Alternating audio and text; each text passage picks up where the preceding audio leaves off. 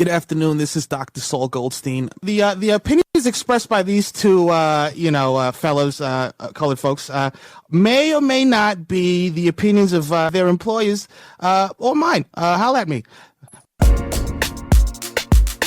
Top, they want top, they love top, they want top, they love top. If I speak, I am in big trouble. In big trouble. And I don't want to be in big trouble. So we have talked at length pretty much about the happenings in NWSL and the issues with coaches and league office and all sorts of people involved in leadership positions in the league and their various teams, and the hurt that they have caused to the players and staff there.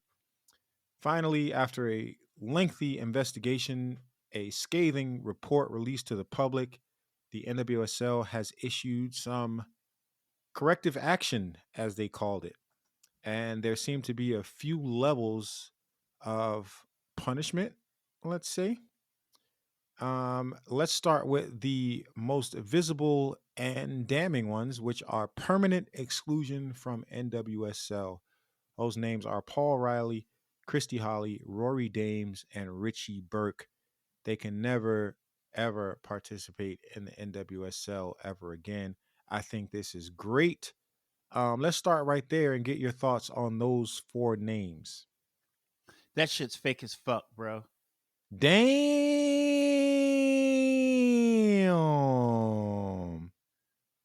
Them niggas Jump what? in your bag, bruh. What? Jump in your bag, bruh. Well, I mean, them niggas wasn't coming back. No way.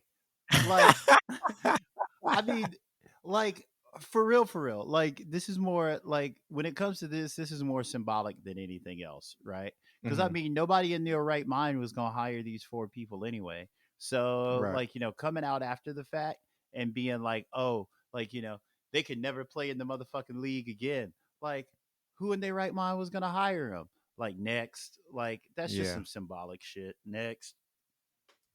Yeah. Okay, so we got that. Level 2 suspension. These are 2-year bans for Craig Harrington and Alice LaHue.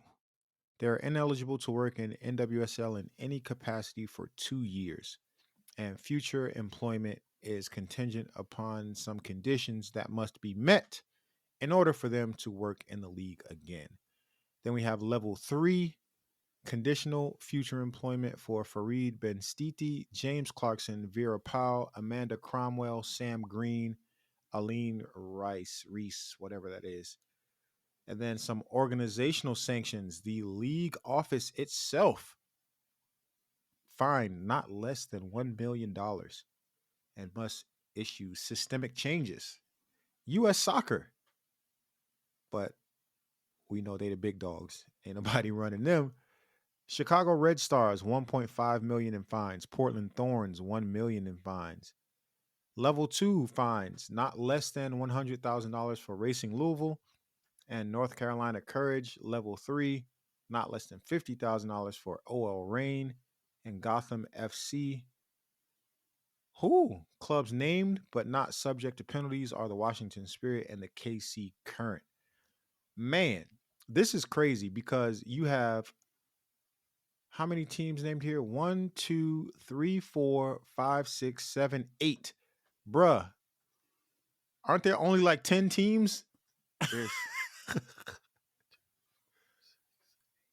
They're 12, and then they're going to be 14, I think, next season.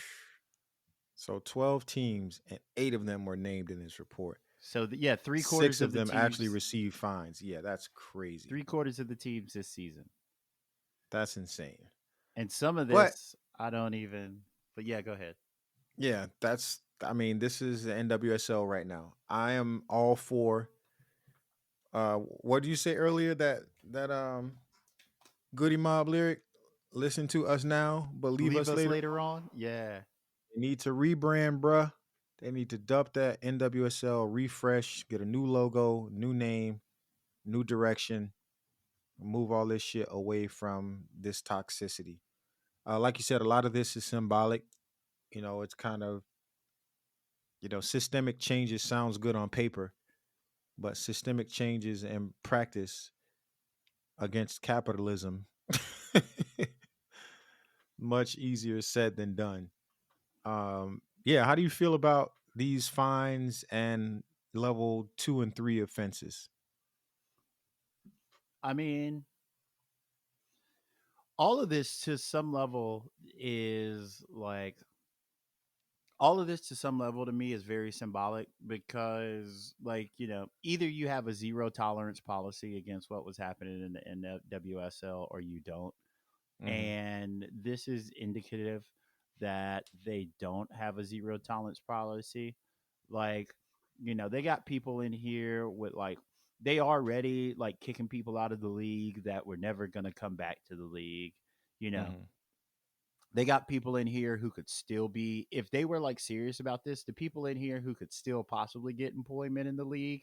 So these are people that are your level two, people, and their future employment is conditional or whatever.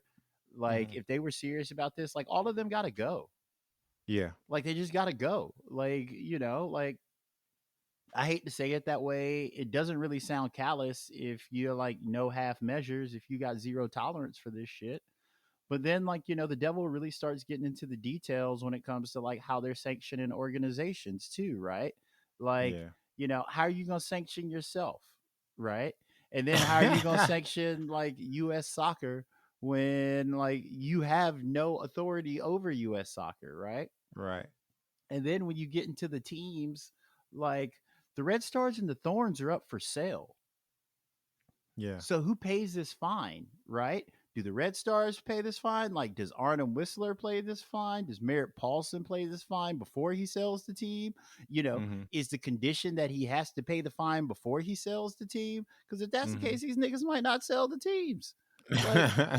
Like, I mean, there's just so many conditional things here. Not to mention Merritt Paulson had already pledged, quote unquote, $1 million to Hmm. player safety initiatives and shit like that.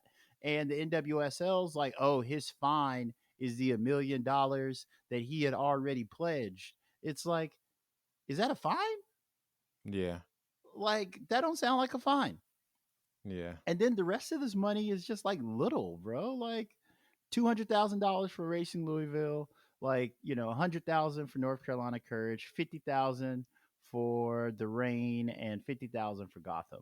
If they talking the fucking valuations that them niggas like to talk when they talking this big money talk about how valuable these franchises are, that Hmm. ain't nothing. Right.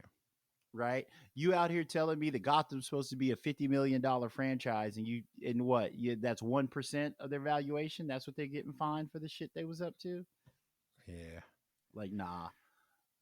Miss me with this. I mean, it looks good. There was a lot of people out here shaking hands and patting themselves on the back, getting tough on crime or whatever the fuck this is supposed to be. But what that is. So Yeah. Yeah. It's like you said, man. This is, if they were really about it like that, you just got to go all together. But the league just has to do something, right? They have to make some sort of moves to show where they're going. And this is as good as they're going to get. mm-hmm. Plus, it kind of brings to mind when you were talking about, like these level 2 and 3 sanctions. It must be remembered that the United States is a very, very litigious society. Very.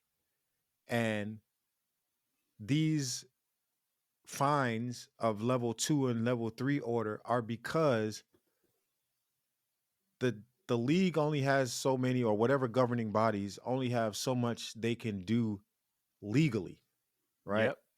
We could talk about morality all we want to, but so much shit is gotten away with here in the United States because legally Yeah. it is within a specific set of parameters that it cannot be prosecuted in the way we think it should be. And that's exactly what a lot of this is. These level 2 and 3 fines is legally, we can't ban you from the league permanently. because that would be unfair given what, whatever happened.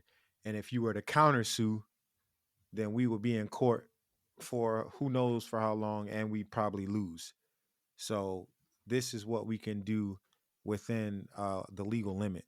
So yeah, it's all kind of like whatever. But I must say this: it is a positive step in the right direction for making this type of behavior a big no-no within the league.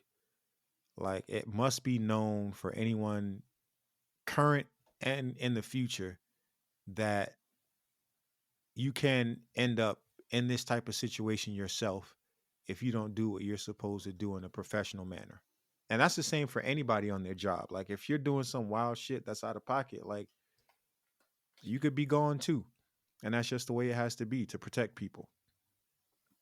I mean, I kind of agree with you there, but I don't think that things will change much as long as we're not addressing the root cause of the shit that happens in women's amateur soccer and the Mm-hmm. power that those people have over determining the lives of these players Yeah.